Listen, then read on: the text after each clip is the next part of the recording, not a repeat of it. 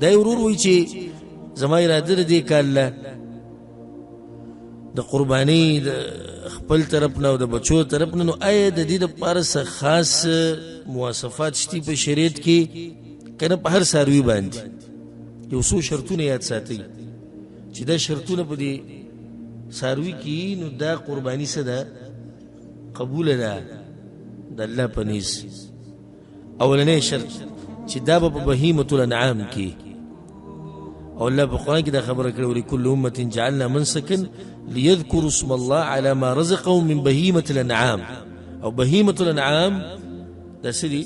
غوا، نر او ماده، اوښ، ګډ، بیزه، دا څو جوړې شو؟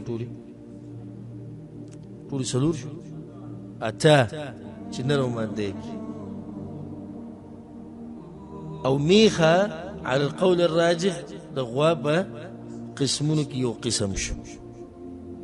خو چې سړی په چرګه باندې قرباني کوي کی نه کی، خو یو سړی په بل یو دي څاروي باندې کوي چې هغه حلال دی، هر قسمه څاروي، نو په هغه باندې قرباني نه کېږي چې د بهیمة الانعام. بهیمة الانعام کې صرف دا راځي دننه، دا اولنی شرط شو.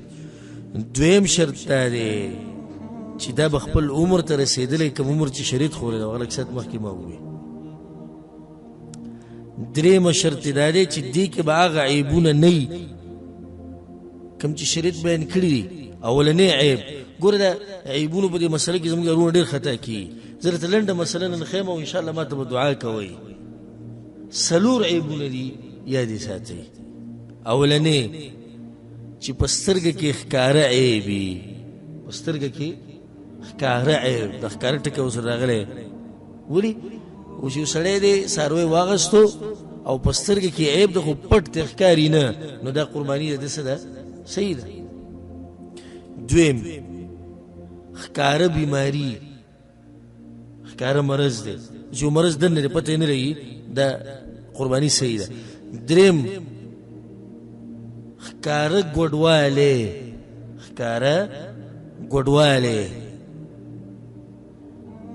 څلورم داسې کمزورتیا چې دا هډوکو هغه مغز هم ختم شوي،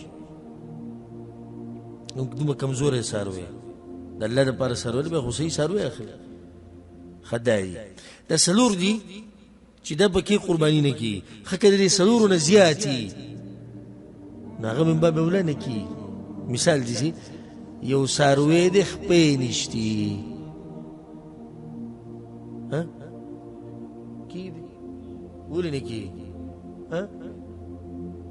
دا خو رسول صلی نه ذکر کړی چې خپې نه وي.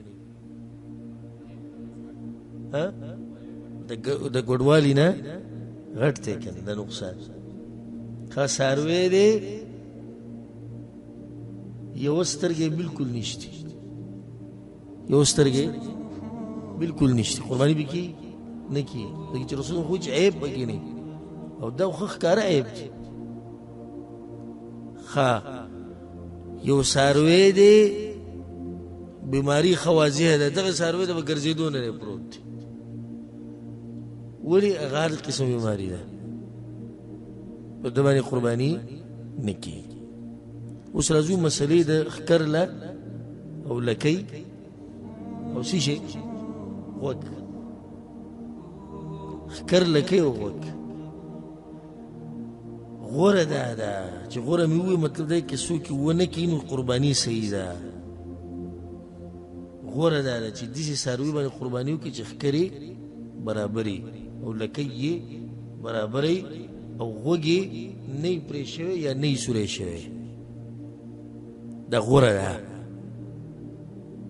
او چې دا عیب پکې وي نو قرباني دې وشوه، خو غوره طریقه دې پرېښوده.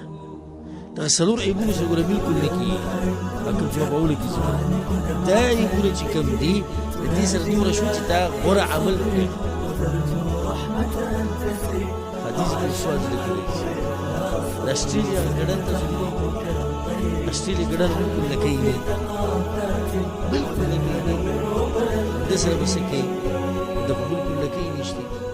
جواب دی اگر که بعض علما وایي چې داسې کارو کې دې څاروي ګورو چې لکۍ یې خو صحیح بدای چې د الله دې پیدا کړی دی او هغه شروط پکې برابر دي نو بده باندې قرباني کی کنه کی نو دا باقی چې مکه خبرې ذکر کړې د خکر ده د لکۍ ده د غوږ ده په دې کې به احتیاط کې او دا اولنی څلور عیبونه چې کوم دي چې دا پکې بیا خو قرباني نه کیږي دا سویم شرط شو.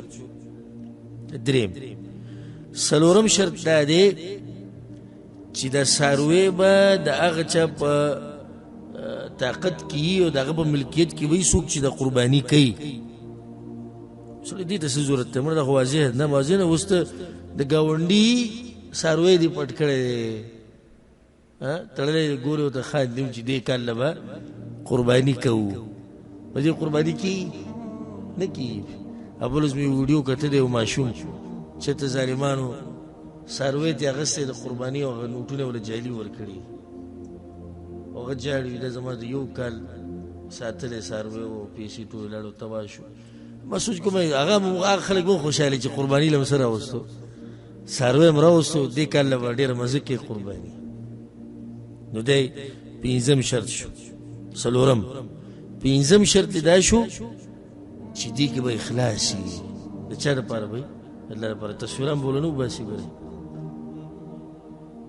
یا دې د کور مخې ته ودرولي او ګنګړي منګړي دې ورته اچولي او ګلونه دې ورته اچولي او غوجله کې ځای شتي کور کې ځای شتي نو څه ضرورت دی به لاره کې ودرولی لاره کې ودرولی ټپۍ را ټپۍ وخت په وخت دا هم بس واغسته ګرانه واخوځه د الله دپاره م واغسته تا چې الله دپاره اخیسته ته بار دا تذکره هم نه کوله ولاړې دې خپل ځای کې بیا چې وخت راغلی ولاړې کړی به دې غریبانو له به یې ورکړی نو دا پکې یو شرط دی. اخرنی شرط پکې دا دی چې دا به په هغه وخت کې حلالولی کېږي کوم وخت چې شریعت یې ښودی دی او هغه د اختر د منځه نه بعد د دغه وخت نه شروع شو او د کوم وخته پورې د څلورمې ورځې نور ډوبېدو پورې والله اعلم.